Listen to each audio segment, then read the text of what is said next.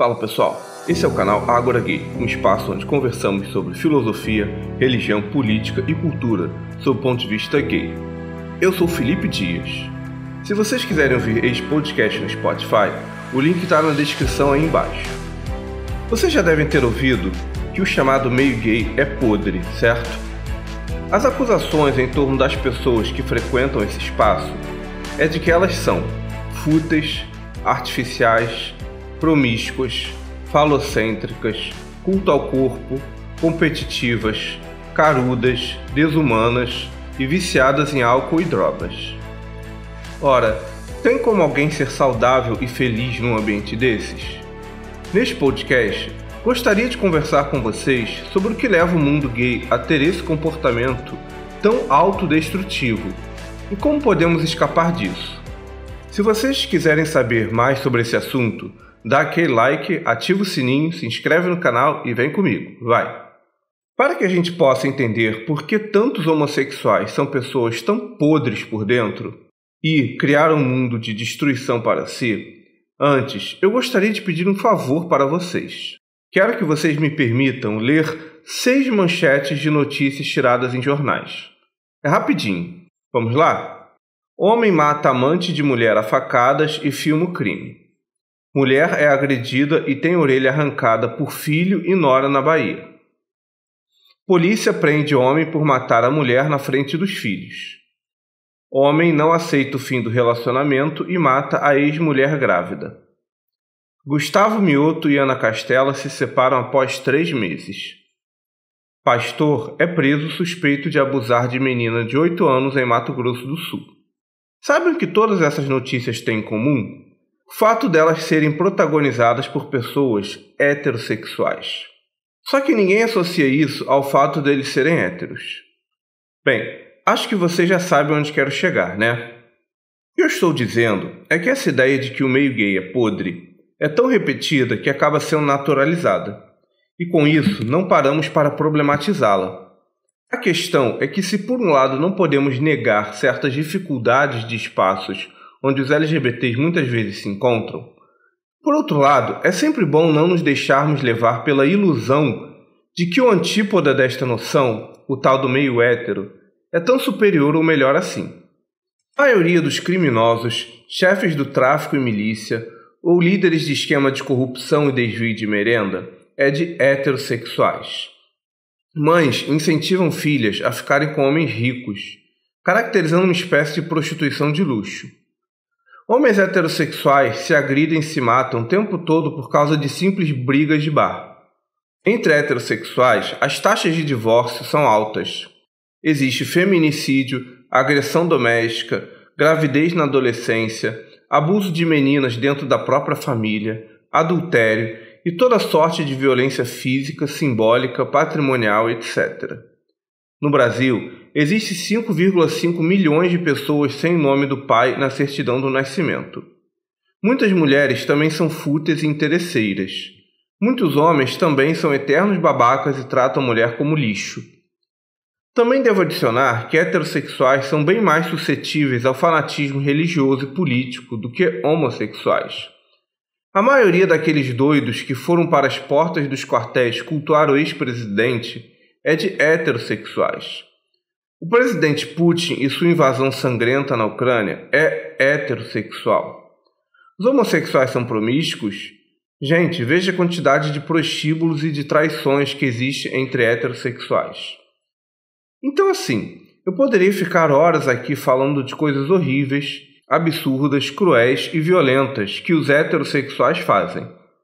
Mas com esses pequenos exemplos, acho que já dá para mostrar onde quero chegar. O que eu quero dizer é que o meio hétero não é necessariamente melhor que o meio gay. Alguns de vocês podem me redarguir e dizer: ah, mas eles não fazem essas coisas por serem heterossexuais, mas sim por serem pessoas que praticaram coisas ruins. Ok, mas então nesse caso, por que as coisas ruins que os homossexuais fazem estão necessariamente vinculadas à sexualidade deles? Conseguem sacar como o raciocínio correto é uma arte a ser cultivada com sabedoria? Quando o LGBT faz algo errado, associamos suas atitudes ao fato deles serem LGBTs. Mas quando um heterossexual fazem coisas erradas, aí o fato deles serem heterossexuais sequer entra na questão. É só um homem e uma mulher fazendo coisa errada. Isso faz sentido para vocês? Aí vocês podem me perguntar: mas então não existe nada do que foi falado acima sobre os espaços gays? Claro que existe. Mas o problema aí não é o fato deles serem espaços gays.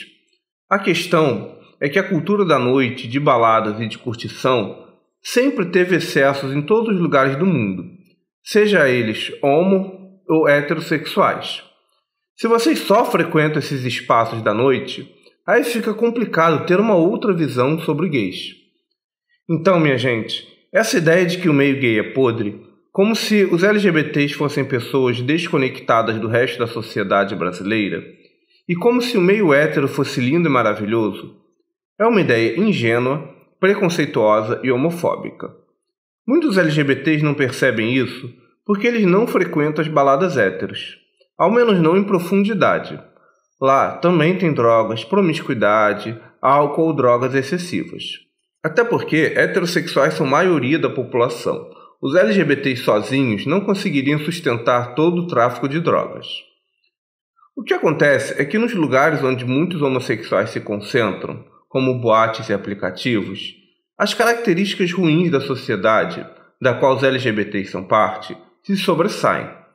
E quando saímos de lá, não vemos tantos exemplos positivos de coisas que os homossexuais fazem ou são. Com heterossexuais é o oposto. Como eles são a maioria da população, temos a falsa sensação de que o meio hétero é uma espécie de normalidade, e as coisas erradas que eles fazem é que seria uma exceção. Mas a realidade simplesmente não é assim. A ideia de que o meio gay é podre, em oposição ao meio hétero que seria melhor, é tão somente uma ilusão que se desenvolve em nossa consciência. Se as pessoas brancas ou negras cometem crimes, vocês não concluem que o meio branco ou o meio negro são podres. O que mais tem é mulher reclamando que homens não prestam e homens falando que nenhuma mulher presta. A homofobia, de fato, afeta a psicologia das pessoas LGBTs e seus ambientes. Mas essa população não é especialmente mais difícil do que o resto da sociedade. Bem, eu poderia encerrar essa discussão aqui, mas ainda há 3 elementos muito profundos nessa história e que eu gostaria de dividir com vocês. Mas se vocês quiserem saber, antes, deem aquele like, ativem o sininho e se inscrevam no canal. Foi? Tem certeza? Então beleza. O primeiro ponto que eu quero trazer para a discussão é que a ideia de que o meio gay é um lugar podre e cheio de vícios é uma construção histórica que tenta desincentivar as pessoas a serem homossexuais, como se isso fosse possível. Desde que eu era criança, eu ouvia que viado e sapatão eram seres promíscuos, sujos, só pensavam em putaria, drogados e voltados para o mal.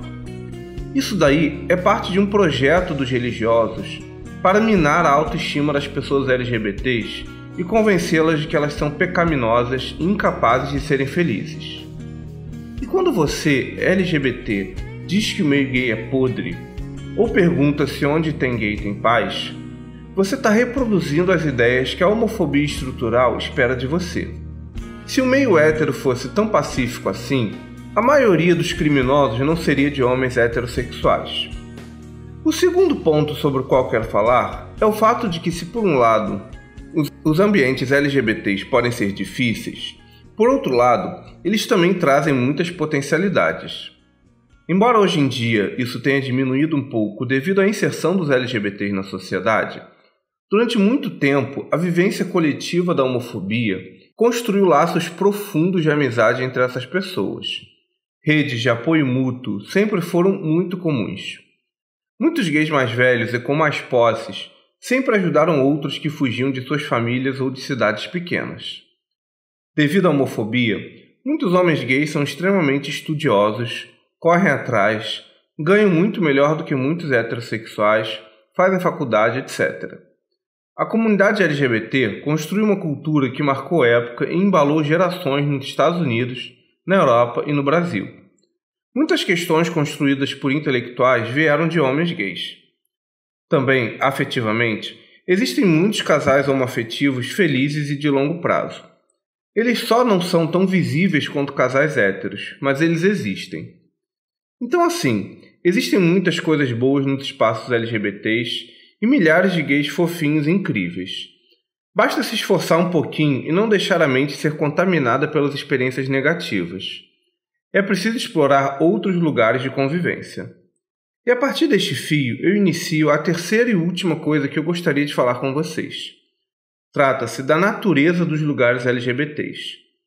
É inegável que, embora isso tenha mudado muito, ainda é nas boates, festas e aplicativos que muitos homossexuais se encontram.